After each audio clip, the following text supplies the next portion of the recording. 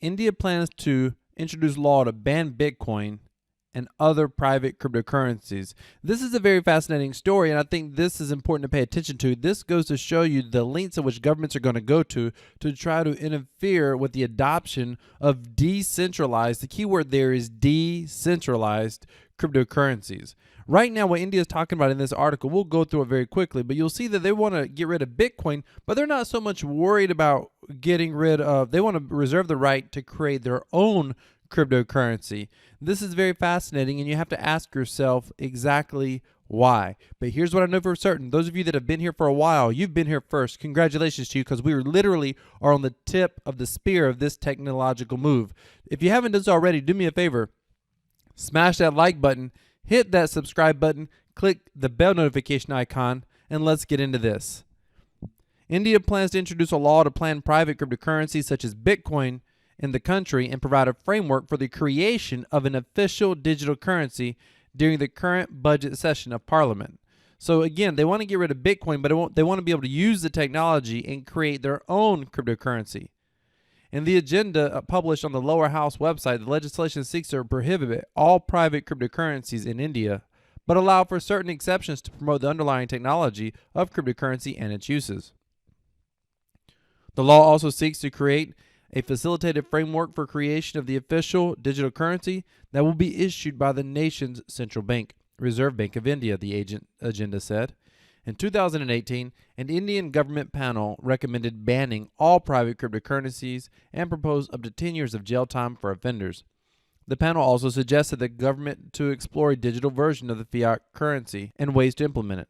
At the time, RBI said the move was necessary to curb ring fencing of the country's financial system. It has also argued that Bitcoin and other cryptocurrencies cannot be treated as currencies as they are not made of metal or exist in physical form, nor were they stamped by the government.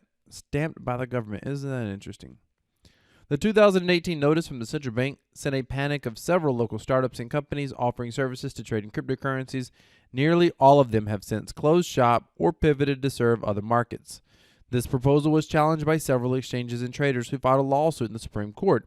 The nation's apex courts ruled in their favor last year. This ruling was seen as historic, but it did not impact the earlier circular on the policy level. Since the government is considering introducing the bill during the session of Parliament, we are sure the government will definitely listen to all stakeholders before taking any decision, said Sumta Gupta, co-founder and chief executive of CoinCDX, a cryptocurrency exchange in India. We are talking to other stakeholders and will definitely initiate deeper dialogue with the government and showcase how we can create a healthy ecosystem in unison, he said. So here's the challenge with that countries are going to have with cryptocurrency. For a nation to be able to create their own currency, so much of their financial control is in their ability to truly dictate the value of their currency. Meaning if they, if the government owes you money and they can't pay you, at the very least, they have the ability to print that money. Now, if they print money, if they create more money out of thin air, effectively over time, it devalues your currency. It's essentially inflation.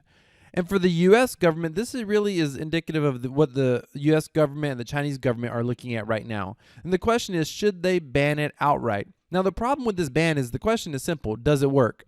No, it's not going to work. They're going to lose out on the ability to tax this transfers of currency, meaning when you buy or sell cryptocurrency, when you trade cryptocurrency, it is legally a taxable event in most countries, but India is not going to get that tax revenue. In fact, if you trade or use cryptocurrencies, you can still do it in India. You're just going to have to do it in a way that the government doesn't know about it. You're going to have to understand how to exchange it from one currency to the next and do it in a way that the government doesn't necessarily know that you're doing it. You're going to have to be able to set up exchanges in other countries or buy cryptocurrency private from one person to the next. And that is still going to be possible. Although it's not going to be easy for those who want to do it, it's still going to be possible. There is no truly stopping Bitcoin. They can slow it down. That most people probably aren't going to go through the headache to try to get access to Bitcoin unless they're just a hardcore believer like maybe you are or maybe I am, and they just believe that the asset's going to go up in value. And this right here really proves the number one fundamental use case of Bitcoin. Interestingly enough, most people in cryptocurrency don't see this use case yet. And the use case is not having to rely on the constraints of government to determine your wealth. Right now, with the U.S., for example, the U.S. is inflating dollars. They're putting in policies that are going to inflate dollars at a very rapid rate. And they theoretically know this. And by the way, I think China knows this as well. That's why China's already looking to convert to their own digital currency. The U.S. is going to be converting to their own digital currency. I have a video called the Fed coin, and I'll link that above. I'll put it in the description. You can watch that video, but essentially it talks about why the government would want to create a private currency, which is exactly what India is going to do. India is going to create their version of a Fed coin, or a digital-backed central dollar. Now, make no mistake about it, these digital currencies created by governments are not public currencies with consensus, meaning this is a digital currency that the government controls. They can create it out of thin air should they choose. They can restrict the supply. They can expand the supply. They even can take it out of your wallet without your control or your consent. See, that's something that is fundamentally different. If you don't believe me, go watch the video on FedCoin. But that is something that is fundamentally different with Bitcoin. With Bitcoin, nobody can take that Bitcoin out of your wallet if they don't have access to your private keys. Nobody.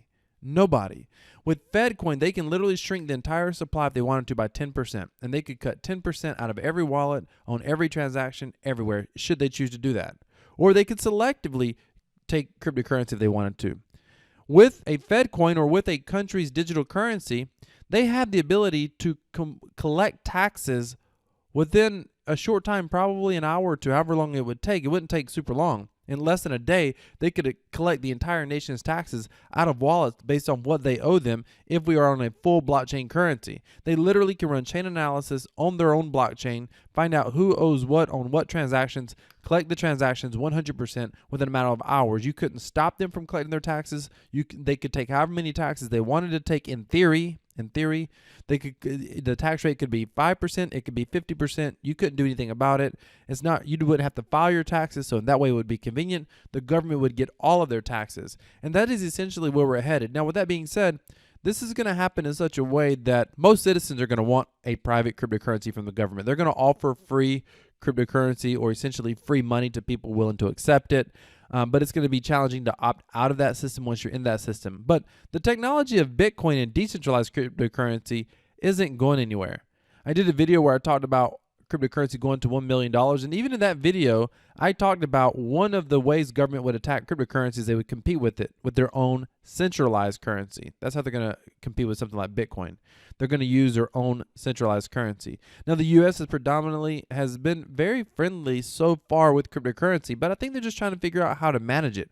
At the end of the day, the U.S. government cannot allow cryptocurrency either. At least they're going to try not to allow it. And the reason for that is very simple. Let's take a look at this right here. This was done in 2018, but this Congressman, Mr. Sherman, I don't know his first name, but he's speaking at the financial services hearing on cryptocurrency. Listen to what he says, because this is fundamentally the main reason why government can't allow cryptocurrency. Now, when I finish this video, I'm going to wrap up with two more things. Well, first of all, let me go ahead and say this. If you love the idea of cryptocurrency and you believe that this technology is the future, be sure to hit that subscribe button. Be sure to hit that bell notification icon, and of course, hit the like button. Now, if you want to learn how to earn a passive income with cryptocurrency, go down in the description. Join us in our Crypto Passive Profits course. That course is all about learning how to earn passive income with cryptocurrency. That course membership is actually a membership course. That membership is going to be $29.99 per month. Right now, it's under development. The content is under development. We're hosting it on Subscribestar. You can get access to that content right now for only $9.99 while it's still under development. Go ahead and check that out now. Let's go ahead and listen to what Mr. Sherman has to say. Is the benefit that the U.S. government gets by issuing currency. He's talking about by not having Bitcoin, the federal government has certain benefits by being able to issue fiat currency, U.S. dollars, and these benefits would also apply when it comes to issuing their own private currency, as long as they can maintain their world dominance as their new private currency being the Federal Reserve currency, which it may or may not be the reserve currency. However, he's saying right now in the current economic system, this is why Bitcoin, the U.S. government, can't accept Bitcoin. It is the float. It is the fact that we do not pay interest on newly created dollars. We lose that as well. And the Fed is able to return well over $50 billion to our Treasury in many of the recent years. We undercut that. And then finally, we've got these initial coin offerings deliberately naming themselves to lie to the public and convey the image that it's like an initial public offering. They stole the intellectual property and trademark of legitimate investing and applied it to a fixed, fraudulent gambling scheme of no social benefit. Aside from that, I think it's a good idea. I yield. Oh, great comedy there. So he claims that they stole, which they didn't. I mean, that's just stupid. That's irrelevant. But basically, with the government doesn't have the ability to lend and borrow money. They don't have the ability to maintain their world reserve status, which affects their foreign policy as well. The U.S. government, in no way, shape, or form, is trying to give that up anytime soon. But they have a problem. Bitcoin is real. They just saw the effects of Robinhood and GameStop. They saw that whole debacle take place.